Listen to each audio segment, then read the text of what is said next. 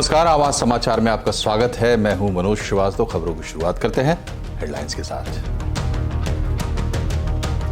NCP में शरद गुट की बागियों पर बड़ी कार्रवाई। अजित पवार, प्रफुल्ल पटेल समेत दिग्गजों को किया बाहर। पोस्टर वार के जरिए भी अजीत पर हमला।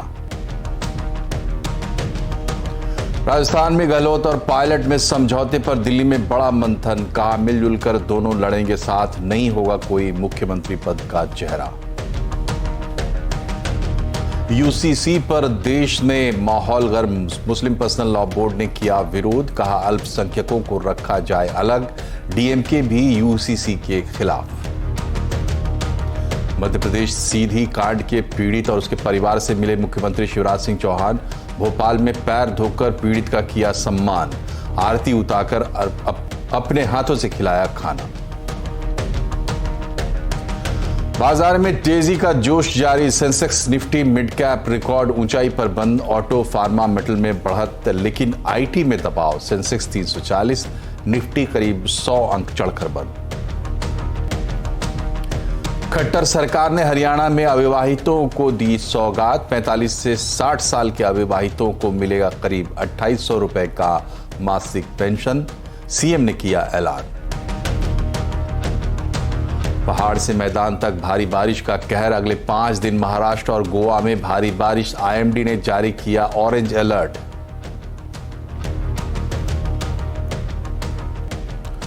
एनसीपी का पावर टसल अब और बढ़ता जा रहा है। कल पहले अजीत पवार ने पार्टी पर दावा करते हुए शरद पवार को राष्ट्रीय अध्यक्ष पद से निकाल दिया था, लेकिन आज दिल्ली में राष्ट्रीय कार्यकारिणी की बैठक के बाद शरद पवार गुट ने सभी बागियों को पार्टी से निकालने का फैसला किया।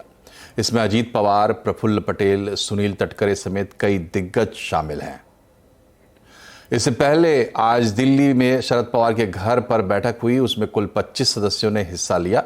इस बैठक से पहले दिल्ली में पोस्टर वॉर शुरू हो गया। बैठक से पहले शरद पवार के समर्थन में कई पोस्टर लगाए गए। पोस्टर में बिना नाम लिए अजीत पवार गुट पर निशाना साधा गया।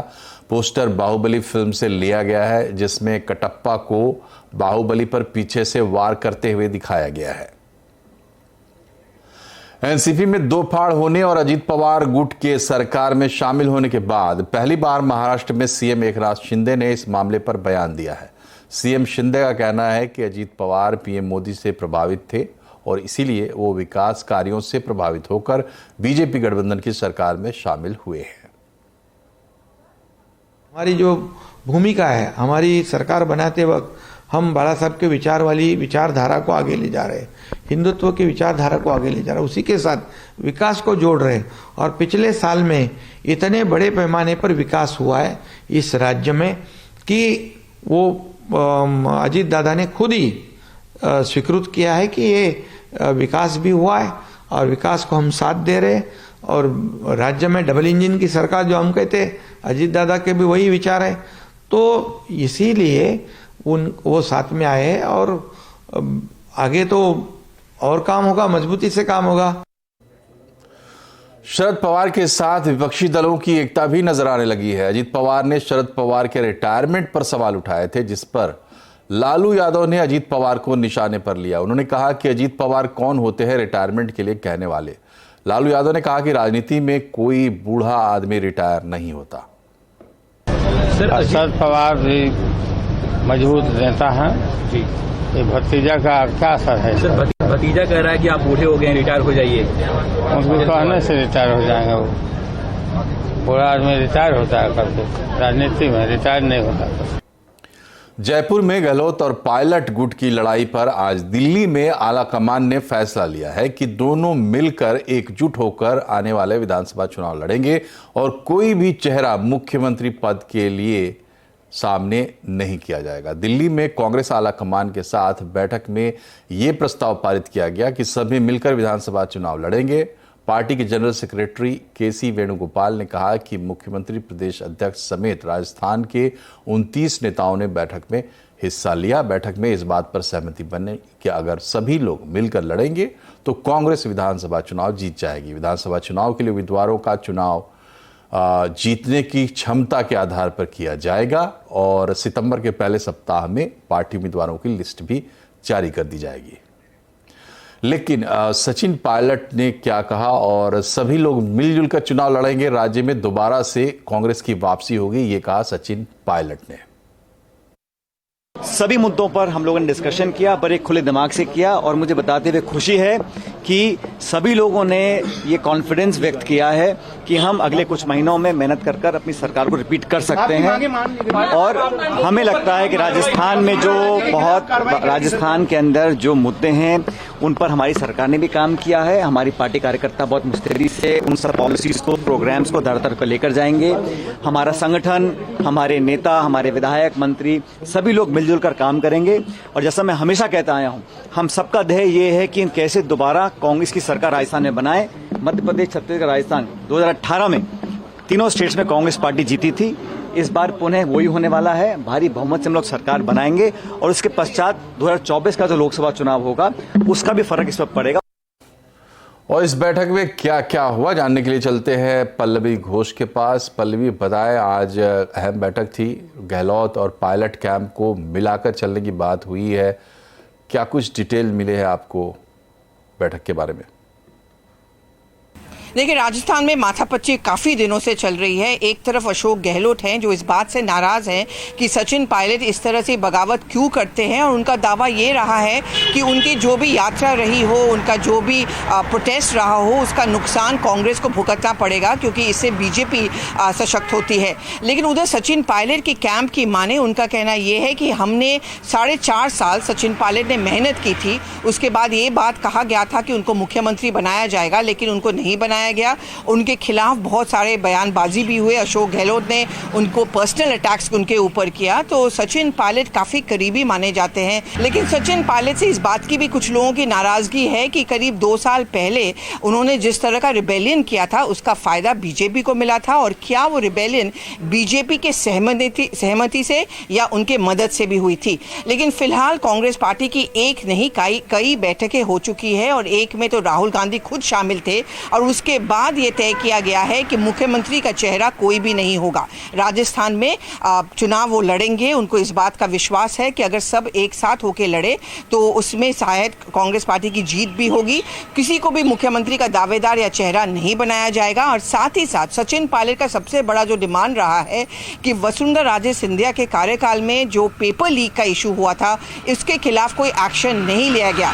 लेकिन केसी वेणुगोपाल ने इस बात का भी ऐलान कर दिया कि हम एक नया लेजिस्लेशन लाएंगे या कानून लाएंगे। तो साफ तौर पर सचिन पायलट को भी ये लोग चाहते हैं कि साथ साथ रहें। और कांग्रेस का मानना ये है कि हालांकि राजस्थान में एक साइक्लिकल पैटर्न होता है, हर किसी को एक बार बारी मिलती है सरकार बनाने की, लेकिन अगर गहलोत और पायलट के गुट एक साथ हो जाए, और क्योंकि पायलट मीना गुजर समुदाय से आते हैं और वो काफ़ी अहम समुदाय है मध्य प्रदेश, राजस्थान, इन सब इलाकों में, अगर दोनों एक साथ एक ही स्टेज पे आ जाए तो ये मुमकिन है कि राजस्थान में कांग्रेस चुनाव जीते। शुक्रिया पल्लवी। इधर यूनिफॉर्म सिविल कोड को लेकर देश में बहस गर्म होती जा रही है। All India Muslim personal law board ने यूसीसी पर अपनी राय लॉ कमीशन को भेज दी है। मुस्लिम पर्सनल लॉ बोर्ड ने यूसीसी का विरोध किया है। उसने मांग की है कि न सिर्फ आदिवासी बल्कि धार्मिक अल्पसंख्यकों को यूसीसी से अलग रखना चाहिए।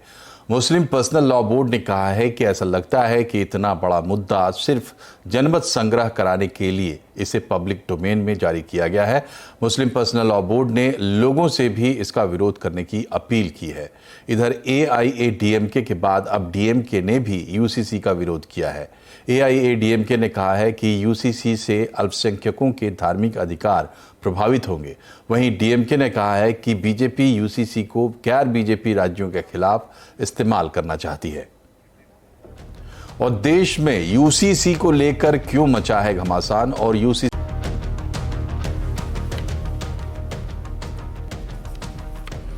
ब्रेक के बाद एक बार फिर से आपका स्वागत है। ट्विटर को टक्कर देने के लिए मेटा मैदान में उतर आई है। जी हां, social networking platform Meta, Facebook की कंपनी मेटा ने अपना नया micro blogging platform threads launch कर दिया है। इसे ट्विटर का कॉम्पिटिटर माना जा रहा है।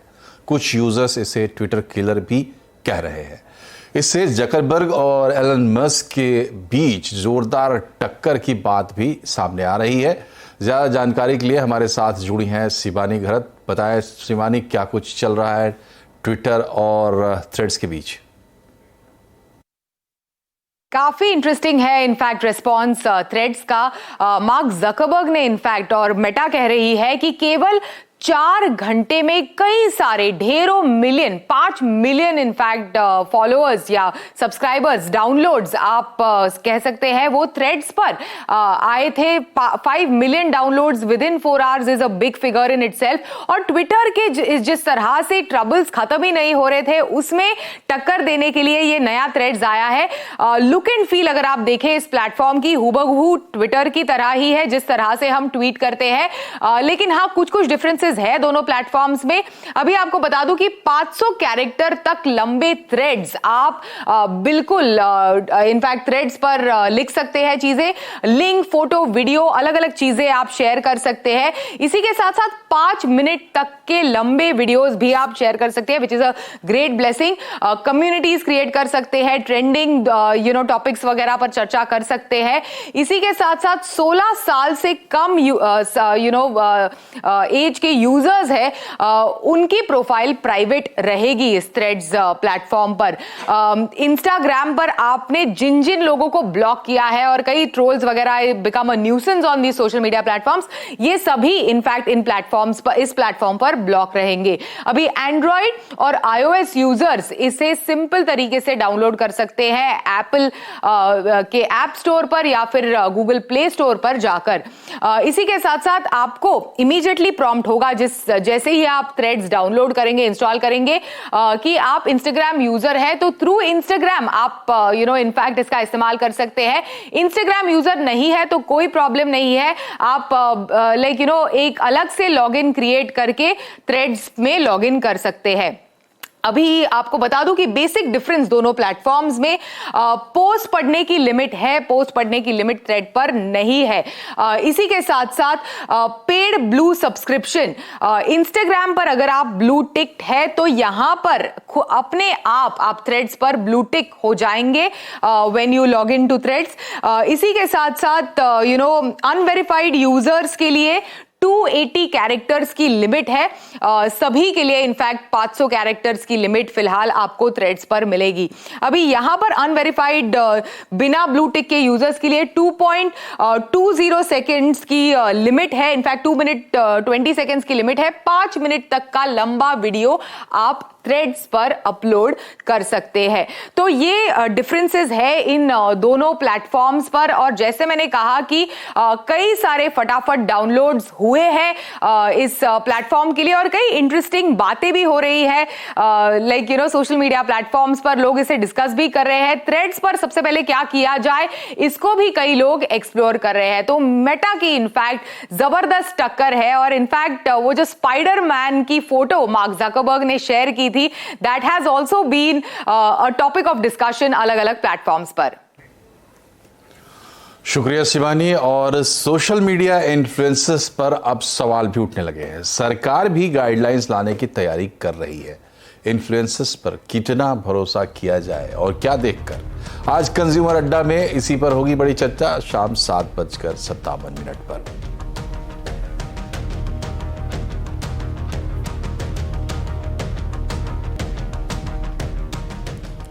देश में बड़े पैमाने पर चल रहे IVF centre, designer fashion stores और NRI कोटे में कॉलेज एडमिशन पर आयकर विभाग नज़र बनाए हुए है। इनकम टैक्स को बड़े पैमाने पर इसमें कैश लेन देन और 2 लाख रुपए से ज़्यादा के लेन देन की रिपोर्टिंग मिली है और ऐसी आशंका है, इस वजह से इसकी स्क्रूटनी की जा रही है। डिटेल समझते आलोक प्रियदर्शी से। बताएं आलोक, क्या होने वाला है? ये बिल्कुल देश में बड़े पैमाने पर इन विट्रो फर्टिलाइजेशन क्लिनिक्स चल रहे हैं।